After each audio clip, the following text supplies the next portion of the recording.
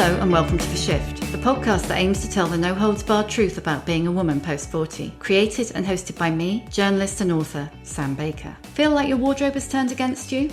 Your body's gone AWOL and you've mislaid your style mojo? This week's guest is the answer to your sartorial prayers. Fashion journalist Erica Davies' career spans 2 decades. At 24, she was the youngest ever national newspaper fashion editor. At 44, she's a legitimate Instagram influencer, one of very few representing the legion women between 30 and 80. She has over 150,000 followers and has just captured her styling wisdom in a book, Leopard is a Neutral. Why aren't these brands talking to the 40-plus shopper? Because ultimately, we're the ones with a little bit more disposable income who are looking to spend a little bit more money. And no, she's not loaded and she's not a size 8. She's a working mum of 2 with a body to match, which is why her book is so useful.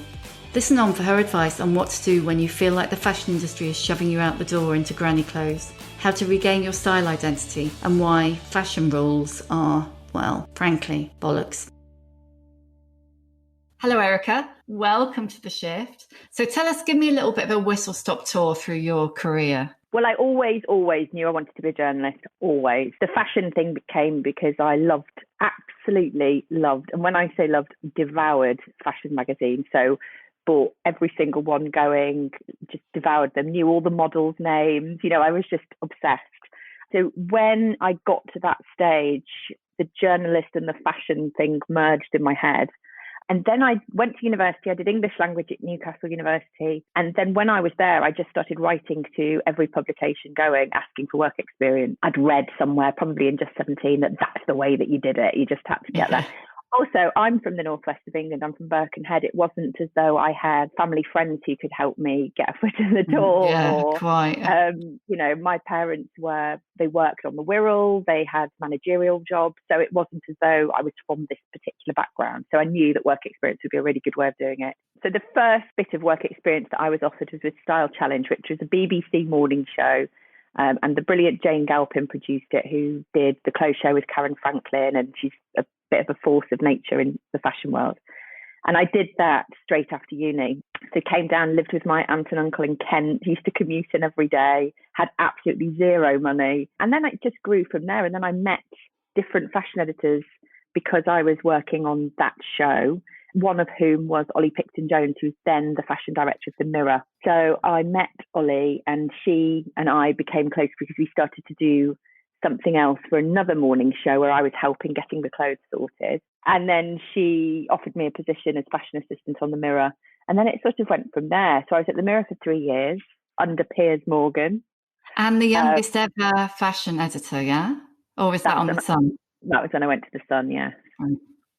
So I was 24 when I went to The Sun, which was, that was mind-blowing. That was something that I remember that week.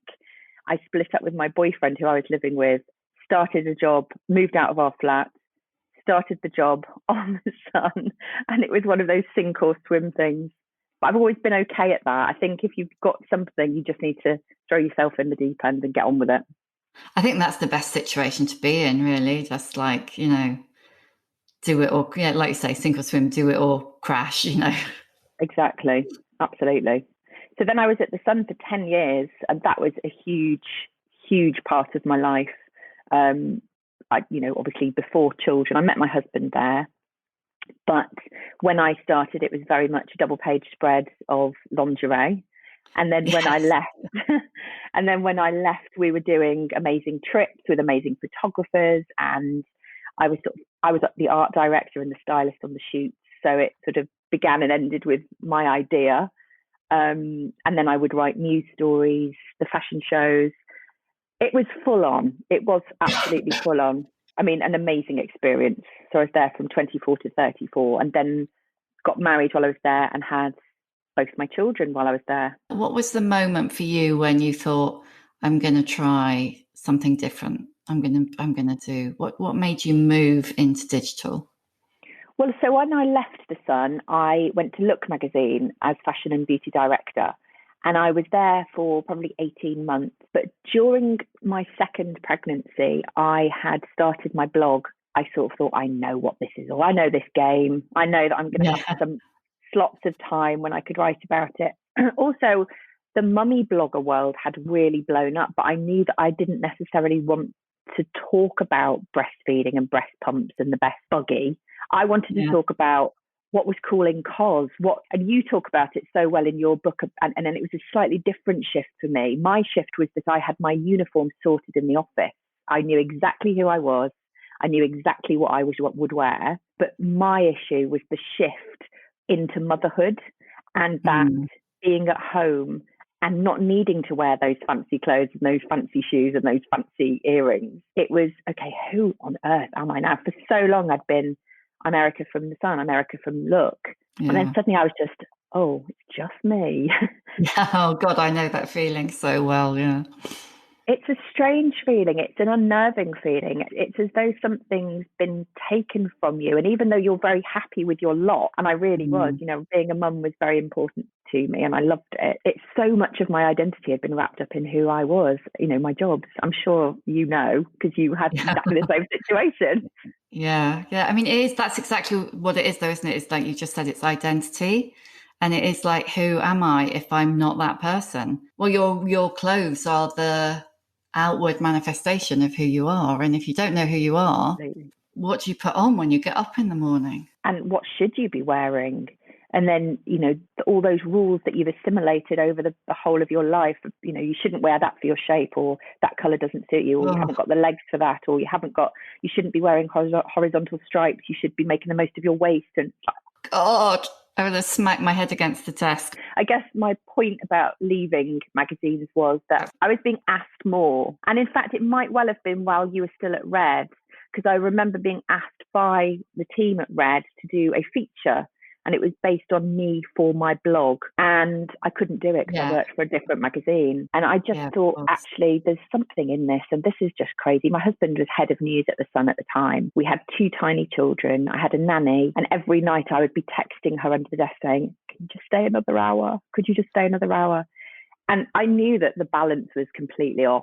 And I knew that I was being offered these opportunities to do with what I was doing as a side hobby. And I think something just twigged when my son was about to start primary school. And I just thought, what if I'm the person at home? Whatever this is, I could try it and we could see. And if it doesn't work out, then I could do copywriting or I could do something, but at least I will be at home. We can save the money on the nanny fees. And did you want to spend more time with your kids as well as try this extra thing? I didn't want to just be an at-home mum, and that's absolutely no disrespect to anybody who does, because it's the hardest job in the world. I have always been really ambitious and I've always pushed myself, and I've done okay from pushing myself. I've made these opportunities for myself. And I knew that there was an opportunity there that I had created by building this blog, that I could potentially make the two worlds meet a little bit better than they had been. That was very appealing to me. The fact that I could maybe do this after I took my son to school and my daughter was at preschool, I could maybe then sit down for a couple of hours on the computer and do a couple of blog posts or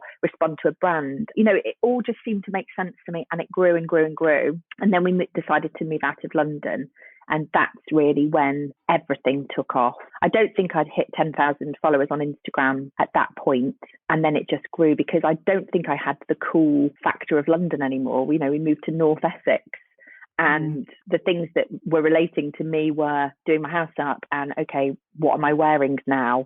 And going back to that sort of styling aspect. So suggesting things to people, making it a bit more useful, making it a bit more of a magazine rather than a cool coffee picture in a lovely coffee house in South London.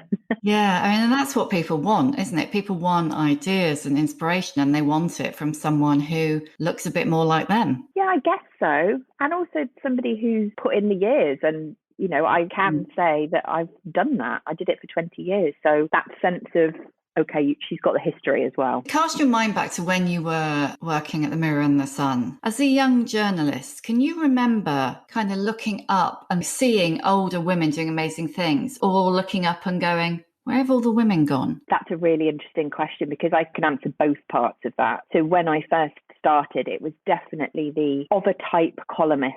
So the very feisty, strong, had to be like the women who were running those pages who'd fought and fought and fought to be there, but had almost lost a little bit of that softness at the time. You know, they looked incredible. They had makeup on. There were these powerhouses. I remember one woman in particular who's no longer with us, but she used to power around with these leather trousers on, and she was making her presence felt. She was fabulous, but you would not want to take a bone off her, as they say in Liverpool. And I love that. But then in contrast, I remember being at the Sun and being there during a time, and I don't think it's like that now, but I remember being there at a time when Rebecca Wade was editor. There were lots of women in senior positions, and it felt like there was this change, and it felt as though it was a really positive place to be for a woman. I think something like 49% of readers were female at that time. I don't know what it's like now. There's another female editor now. It's an interesting time for print generally, but I think it was interesting to see both sides of that. So that the kind of female who had to almost make herself more male, and then a time when there were lots of strong females there editing the paper. Yeah, there's so many of the women that I spoke to for my book. It's interesting. They're really sick of working for the man. And lots of them either have started their own business or have side businesses or aspire to. You know so much about blogging and Instagramming. And what would your advice be to women who are going, right, I've had enough, I want to try something new? Do it. I think that's been the most liberating thing, is that I'm running my own agenda now. If I don't want to post, I don't have to post. If I want to say something and want to deal with the comments, I can. If I want to share my opinions on something, I can. When you do it in a considered way, there is such opportunity out there to make a voice for yourself. And I genuinely think there's space for everybody. You know, it's a saturated market, but if you've got a niche and you've got something to talk about, I think there is definitely a space for you. On the one hand, it's saturated, but before we turned the mic on, we had this really interesting conversation, but we were talking about the chapter in both our books about fashion and about dressing as you age slightly. And I was looking at, scouring Instagram, looking at influencers, and it really struck me that with the exception of you and wonderful Cat Farmer and Alison Walsh, that's not my age, all the influencers were either younger, like right down to like 6 in the case of some of them, or, there were a lot of old influencers, but they were old, they were Baddie Winkles the Baddie Winkles and the wonderful Iris Apfel. And now, since I've written the book, that crazy Japanese couple who in the dry cleaners, whose grandson has got them wearing, and I absolutely love them. But it felt to me like you had to either be young and cool and very thin, or you had to be old and cool and very thin, actually, and that there are very few in the middle, which is where we find ourselves, between about 40 and 60. But I really couldn't find very many, particularly fashion. I don't want to say influencers because it's so... Oh, I hate that word so What do you like? I still say I'm a fashion editor or I'm a digital content creator. I just think influencer sounds so incredibly narcissistic. I just can't stand it. And also it sounds as though I just like shopping, where actually I've had a career, I've done it. It's based on a real knowledge, isn't it, with you?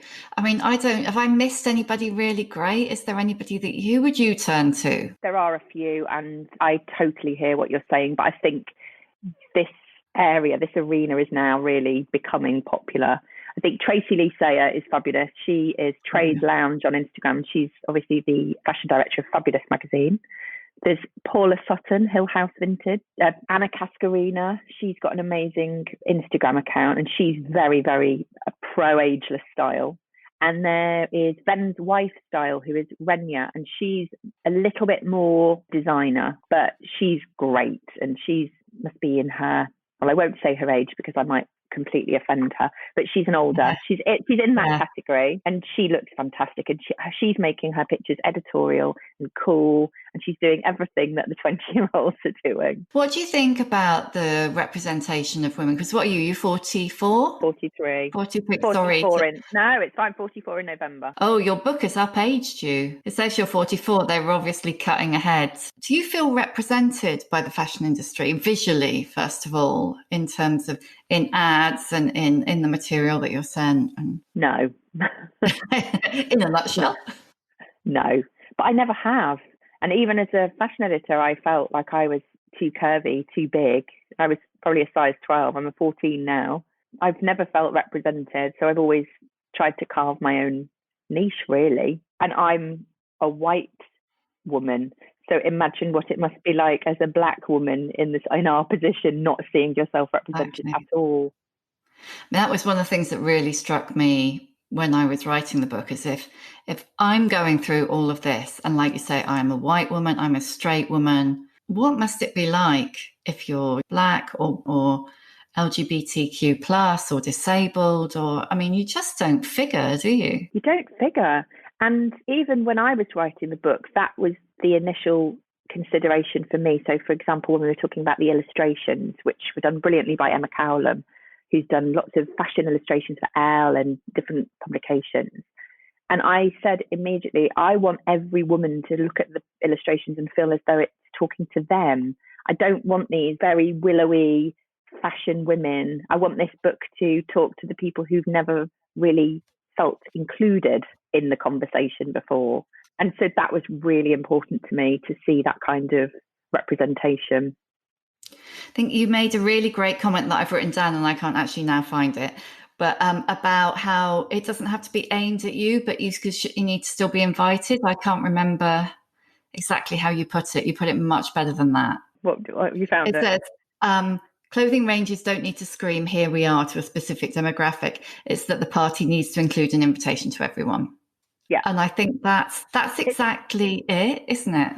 It's about choice, isn't it? It's about the fact that you can go into Topshop if you want to, and you can find things, but you don't feel as though you're excluded from their party and that you're forced into the kitchen and you're standing with your back against the sink. You know, it's a strange place to be. I do remember being in a high street store recently and just looking around thinking, I'm now not part of this.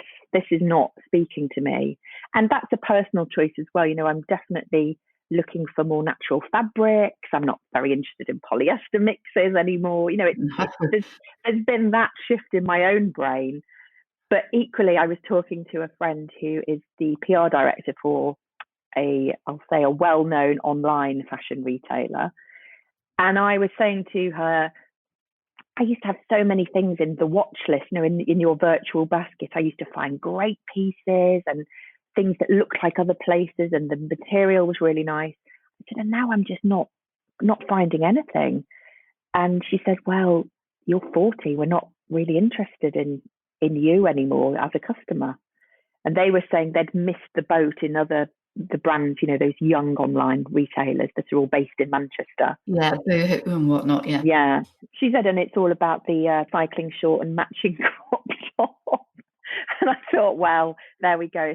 That'll be why you've got nothing in your basket, Erica. It's kind of one thing, isn't it, when it's them and they feel like they should have been competing with Misguided and Boohoo and that they've missed a trick. Because if it's who I think it is, that is kind of where they came in. But when it's somebody like, say, quite famous Scandinavian high street retailer who at least one of their brands, everybody I know north of 40 shops there.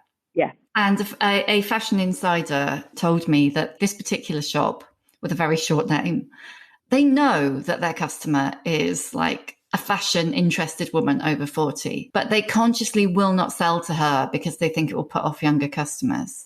Well, it's interesting. So that Scandinavian brand with a very short name, I've just been doing some work with, and the comments have been fantastic on my posts that I have shared with that brand. And my audience is actually broadly split into the two categories of 25 to 34 and 34 to 44. Sorry, losing my voice. And what's interesting is that the demographic all really bought into that brand. So they could all go there and find something that worked for them, whether they were over that age bracket or younger. And I think it's really interesting. But I found that so interesting when you said that in your book. And it goes back to that, are you seeing yourself? Why aren't these brands talking to the 40 plus shopper? Because ultimately we're the ones with a little bit more disposable income who are looking to spend a little bit more money. Personally, I don't need to see myself, but when you only see literally 16-year-olds who probably weigh about 6 stone, then that's such a big leap from my no longer a size 10 body. You have to have real fashion vision, which you have, to be able to look at one of those young girls and go, oh yeah, that'll suit me. Especially now we are all shopping more and more online. Yeah. And that particular retail does have some work to do online as well. Not that I've got it in for them. It's just that they came up a lot when I was doing research. Yeah, I think you're absolutely right. I mean, they've got a sister brand who I think are doing really nice things. Yeah. And those two particularly are probably the brands that are most aspirational to certain followers that I have. You know, they are the brands that they would invest in. Yeah. That would be an investment level for them. And I'm very conscious about that. You know, is it a brand that is seeing us?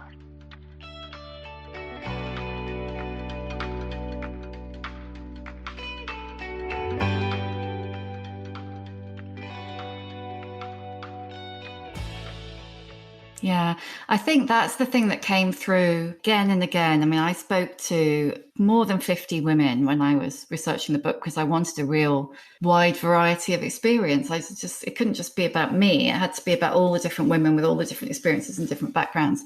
But almost uniformly, regardless of their personal style, whether they were like they loved a suit or they loved bodycon or they just wanted to be able to leave the house not feeling like a bag lady, which is me most of the time, you know, whether their style is mannish, that uniformly just felt like the fashion industry wasn't interested in them. And why is that? Is it just because like if you're old, you're not cool and that's that? I think there's a lot to do with the aesthetics. I think it's a lot to do with the visuals. I think it's a lot to do with the way that brands want to see themselves in magazines and on billboards. And, you know, a 40-year-old with, as you said in your book, a bit of back fat and, you know, a bit of a love handle maybe isn't necessarily the dream vibe for them. But I think they're so missing the point and so missing a trick. And actually, for me, the reason that I wrote the book was because of the number of direct messages and comments that I was getting from women who just increasingly felt lost. You know, and I was getting very, very specific questions. I've got this event coming up.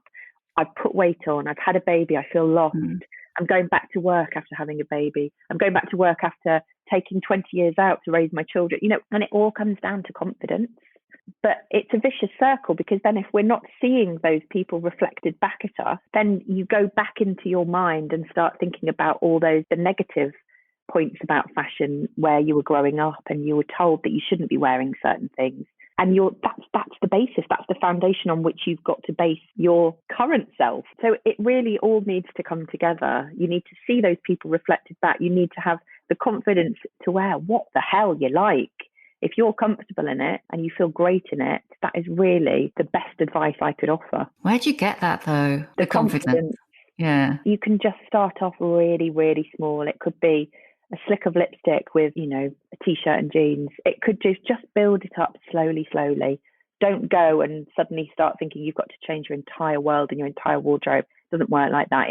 It's a process and it will happen and you will get there. It's also, so for example, with me going on maternity leave and not having a clue where to start with my casual, smart look, I stuck to a uniform. And I know you've touched on the uniform dressing in your book.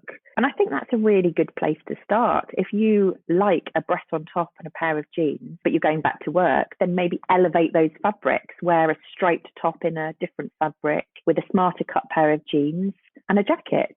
Just make it easy for yourself. Don't start thinking that you've got to change the world. It's really, really interesting, isn't it? And I mean, obviously lockdown will have addressed this for loads of people. And like you were saying, when you went on maternity leave and you had no need for the high heels and the fancy earrings and the fancy dresses. I mean, I'm going to stand up now. I have literally worn this 501-ish jeans and a man's shirt. I've literally worn this for... But you look great. It suits you and it's a classic. It would look great if I knew what an iron was and how to use it. Not interested in that at all. Better things to do.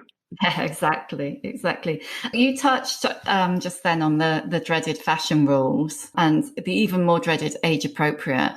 They've got such a lot to answer for, haven't they? Oh, such a lot to answer for. And I don't understand why we're all so beholden to these rules that leaves so many people paralysed with fear of getting it wrong. There are so many that you just need to say, forget it. There are some that work and can offer quite a lot of insight into how you think you should be dressing or how you should be dressing. I shouldn't even say should, because you can dress how you want. But I think a lot of them just need to be put in the bin. Are there any that you'd keep?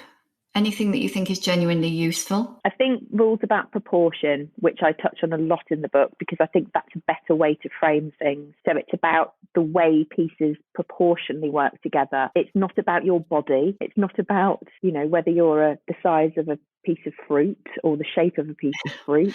Oh my God, that whole apple, pear, grapes thing, it's just crazy. But you did exactly what I did. You Googled rules, and there are millions of them. And I say in the book, I'm part of the problem because I wrote about those rules for years. Yeah, and I edited people writing about them. I can't justify it now. No, I find it bizarre. And then when I was researching the book, there were lots of magazines that I was looking back at, and not even that long ago, and there'd be pictures of women on beaches with wrong written across them when they were in a bikini, and right and the next.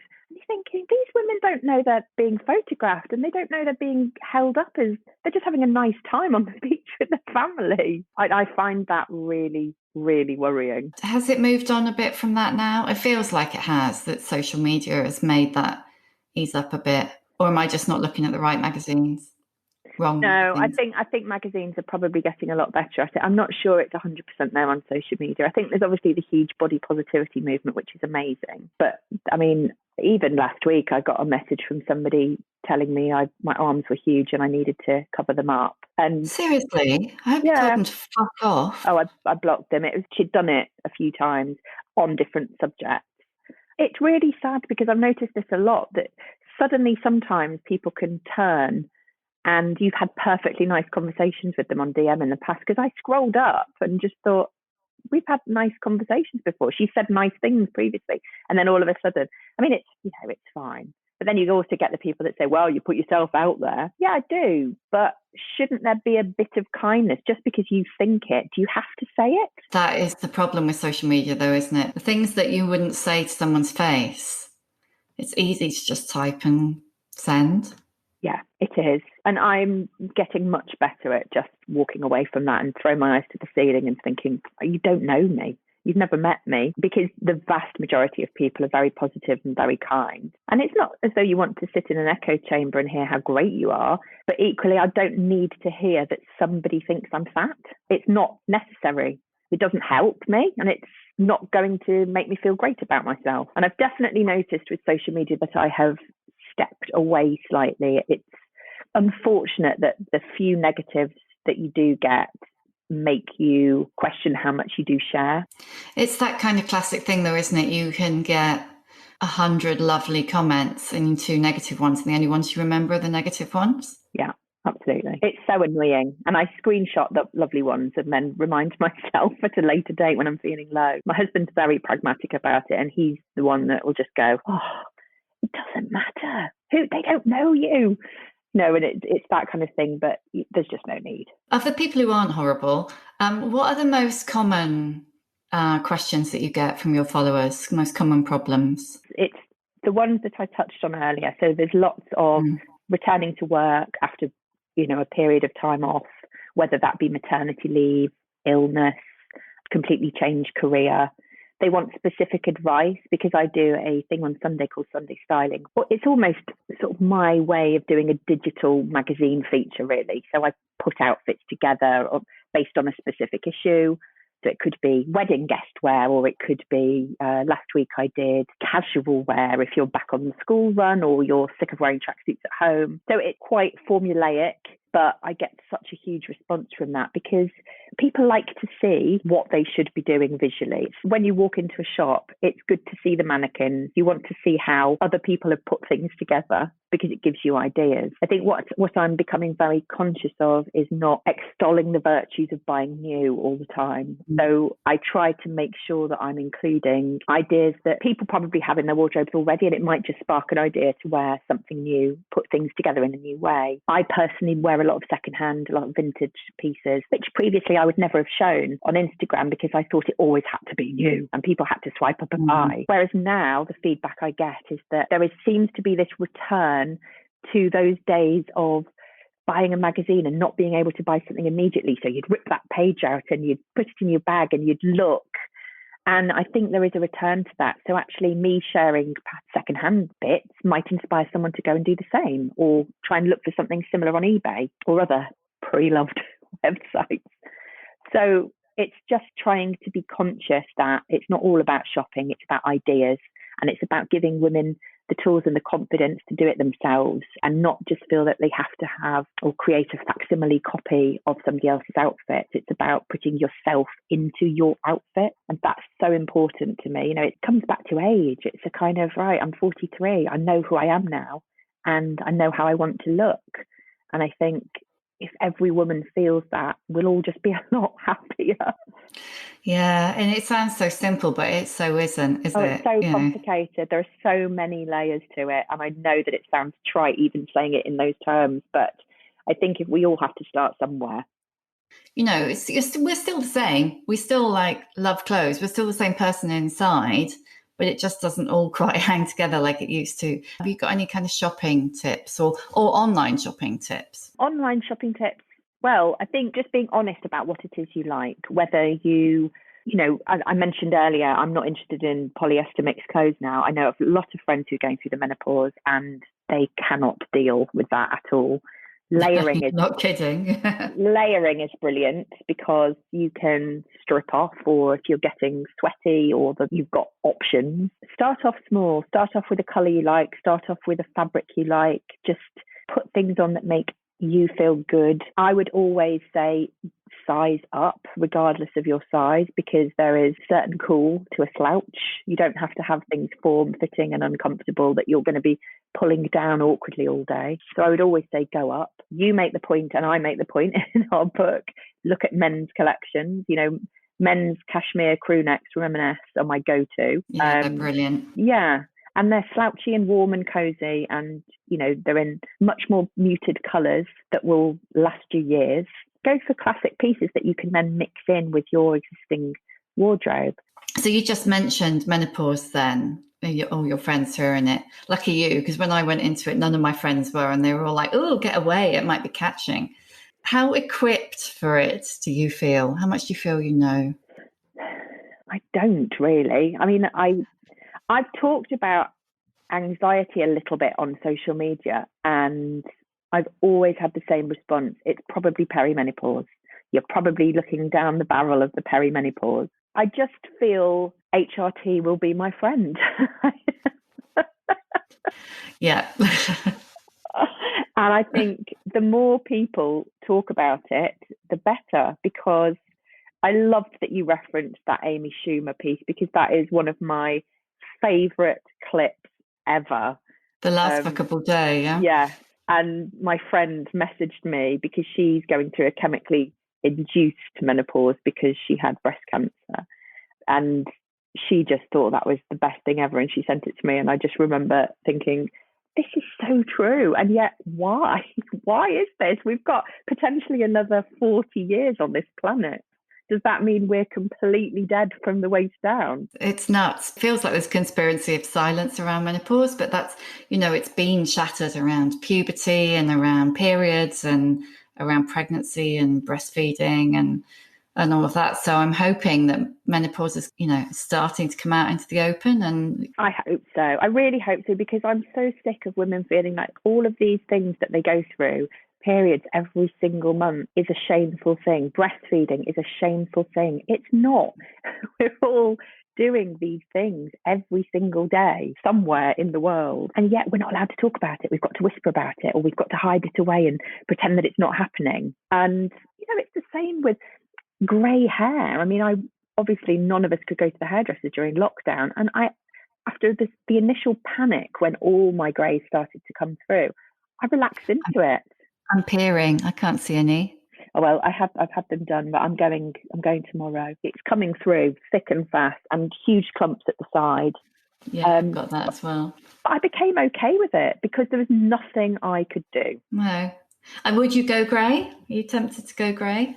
Well, this is the interesting question. I don't think I'm quite there yet. However, I was watching something on the television the other day, and there was a woman on there who had the coolest dead straight, bob, gorgeous, glossy grey hair. She just looks amazing. And there've been lots of people who I'm now sort of pinning on Pinterest or saving on Instagram who are grey, whether by choice or design, I'm not sure, but they look fantastic. So I'm definitely moving more towards that, whereas it would previously have been an absolutely no way. Now I'm like, well, save me a fortune. Yeah, and all the time as well. I mean, that's the thing, like I say in the book, when I did consider it, my hairdresser just laughed at me. He was just like, Sam, you can't even get your ass here every 6 months for a trim. You know, it's like, this is not going to happen. But it's interesting you've got a grey inspiration mood board on Pinterest, because so have I. So I'll check yours out afterwards. Yeah. There is also a movement on Instagram. Oh, Grombre. Well done. Yes. I think things are shifting slowly, and the more people like Michelle Obama talk about menopause, then the better, really. I mean, my dream is for, you know, all the women in positions of power just to be completely open about that. I know. You know, Can you imagine a female politician of a certain age going on stage and just going, sorry guys, I'm just having terrible sweats.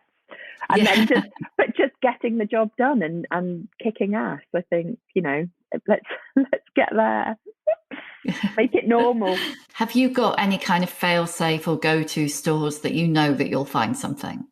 Because I think that's what everybody will want to know from you, oh fashion guru. I always find things in Arquette.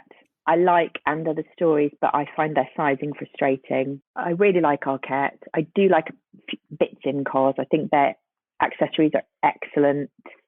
H&M, I mean, I know I'm going in this whole under the one store. H&M I really like on the high street because I always look at their trends.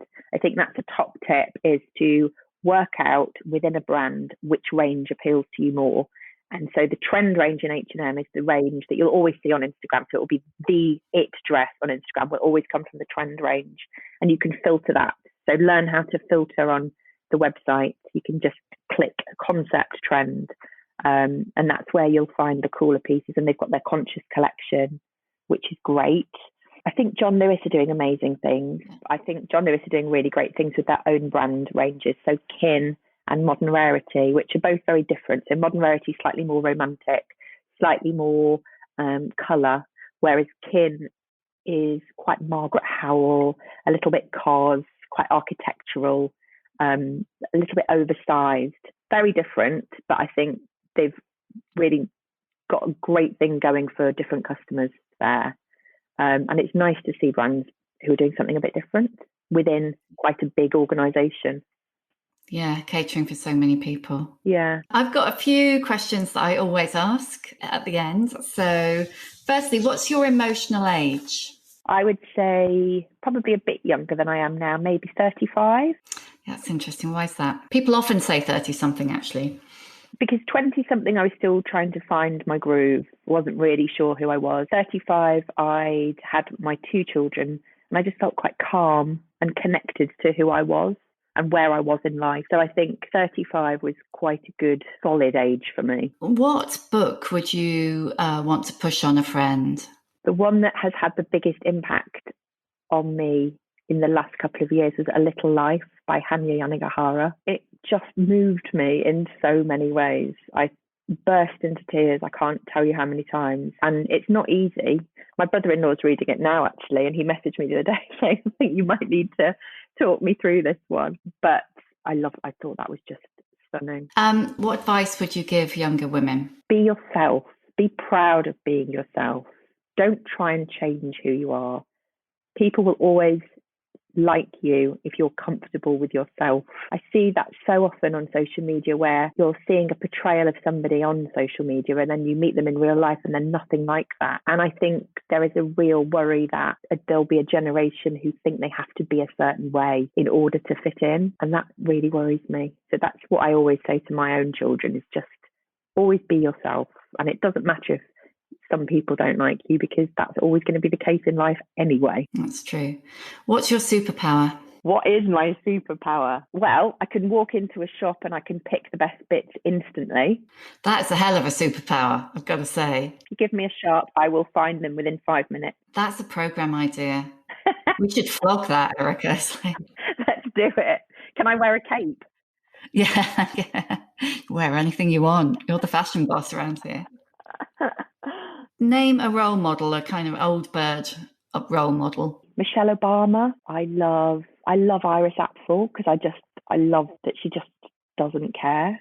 Oh gosh, so many people. I can't possibly start listing people. I love old film stars, all the supermodels, Helena Christensen, Cindy Crawford. That's my era of model, and I can't believe they're all 50. So many cool women who are over 40, just getting started. That's brilliant. And lastly, how many fucks do you give? I would still say maybe 2 or 3, but I'm working on 0. That's excellent. Thank you so much, Erica. Oh, thank you so much for having me, Sam. Really enjoyed that. Thank you for listening. I'd love to hear your feedback. You can reach me on Twitter at Sam Baker and Instagram at The Other Sam Baker using the hashtag #TheShift. You can hear a new episode of The Shift each week on Acast, Apple Podcasts, Spotify, or wherever you get your podcasts. If you like what you hear, please do rate and subscribe because it really does help other people find us.